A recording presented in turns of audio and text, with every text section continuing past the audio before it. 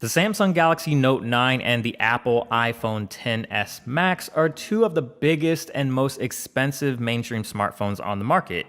The Galaxy Note 9 starts at $1,000 and goes all the way up to $1,250 for the 512GB model. The iPhone XS Max starts at $1,100 and goes all the way up to a pretty staggering $1,450 for the same amount of storage as the fully maxed out Note 9. These phones aren't cheap by any stretch of the imagination, but you do get a lot for your money. The Galaxy Note 9 and XS Max both offer fantastic build quality with metal and glass designs, but I have to admit I like the rounded design of the iPhone better. It's more comfortable and easier to manage than the sharp boxy feel of the Note 9. You're also getting top of the line specs with a Snapdragon 845 and 6 to 8 gigabytes of RAM on the Note 9 and Apple's A12 Bionic chip on the XS Max. In day-to-day use, the Note 9 and XS Max are very fast when it comes to launching apps, multitasking, or playing games, and they both feel very fluid, but Apple's touch response is still second to none.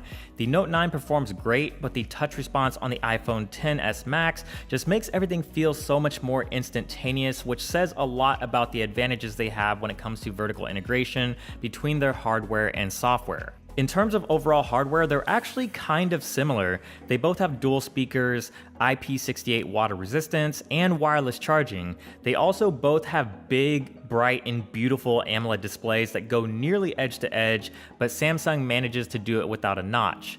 The Note 9's display is 6.4 inches with a resolution of 2960 by 1440, and the XS Max's screen is slightly larger at 6.5 inches, but it doesn't pack quite as much resolution. In everyday use though, I couldn't really spot a difference in sharpness. There are some major differences between these two phones, and depending on how much you care about them, it could matter a lot or not matter that much at all. The Note 9 comes with expandable storage, a fingerprint sensor, and a headphone jack, none of which are available on the iPhone.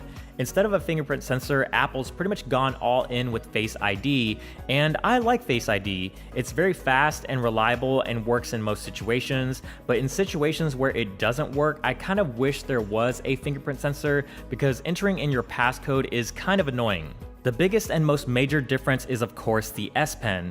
This has been the signature feature of the Note line ever since the original Galaxy Note, but it's never been a reason as to why I've ever used a Galaxy Note as a daily driver.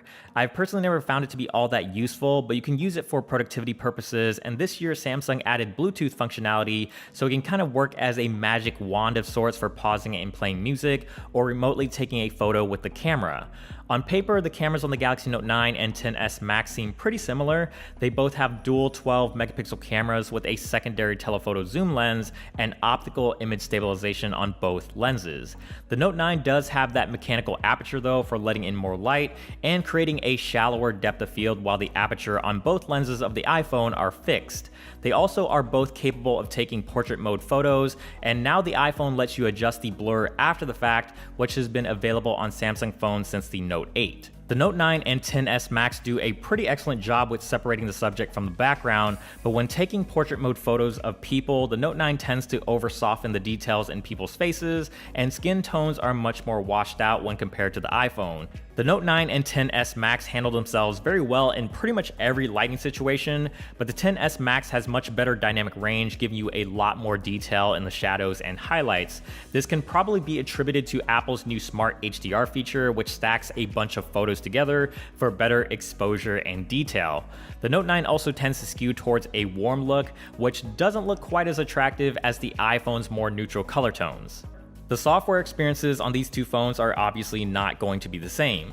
The Note 9 is running Android 8.1 Oreo with Samsung's custom skin, and the iPhone XS Max is running the latest iOS 12. Samsung software has gotten much better over the past couple of years that I don't mind using it exactly the way it is out of the box, and there are some advantages to using it like having Samsung Pay, but there are some bad sides as well, like the duplicate apps and Bixby. If you've used an iPhone before, iOS 12 is going to feel very familiar. Aesthetically, it pretty much looks the same as the last few versions of iOS, but this year's update was focused on better performance and refining the OS. iOS 12 is quicker at launching apps, quicker to open the camera, and the keyboard pops up slightly faster. Notifications are now bundled together by app so it doesn't feel so cluttered, and iOS 12 finally shows screen time numbers and breaks it down on a per app basis so you can see how much time you're spending within each app. We've seen these features on Android already, but it's still nice to have them on iOS. If I had to pick which one I like better, I'd have to go with the XS Max, which might surprise a lot of you guys, but here's why. I personally don't use the S Pen all that much, so it's not a huge selling point for me with the Galaxy Note, and having used so many Android phones without a headphone jack this year, it doesn't really bother me all that much that the iPhone doesn't have one. I also prefer the image quality from the iPhone. Don't get me wrong, the Note 9 takes amazing photos, but the iPhone just manages to take ones that look even better. So that pretty much concludes this comparison between the Galaxy Note 9 and iPhone XS Max. Let me know which one you would choose down in the comments below. And as always, if you enjoyed this video, give it a thumbs up and check out the website for more in-depth coverage, as we are your source for all things Android.